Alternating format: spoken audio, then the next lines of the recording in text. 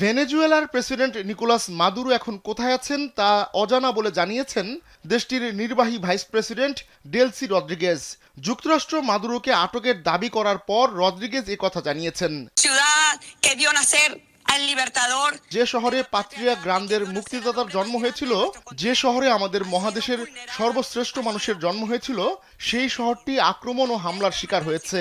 এই নির্মম পরিস্থিতি এবং এই বর্বর আক্রমণের মুখে আমরা প্রেসিডেন্ট নিকোলাস মাদুরো ও ফার্স্ট লেডি সিলিয়া ফ্লোরেন্সের অবস্থান সম্পর্কে কিছুই জানি না। আমরা প্রেসিডেন্ট ডোনাল্ড ট্রাম্পের সরকারের কাছে প্রেসিডেন্ট মাদুরো ও ফার্স্ট লেডির অবিলম্বে জীবিত থাকার প্রমাণ দাবি করছি। রদ্রিগেজ আরও বলেন, প্রেসিডেন্ট মাদুরো আগেই খুব স্পষ্টভাবে ভেনেজুয়েলার জনগণকে সতর্ক করেছিলেন। তিনি জানিয়েছিলেন যুক্তরাষ্ট্রের জ্বালানি লালসার কারণে এমন একটি আগ্রাসন ঘটতে পারে।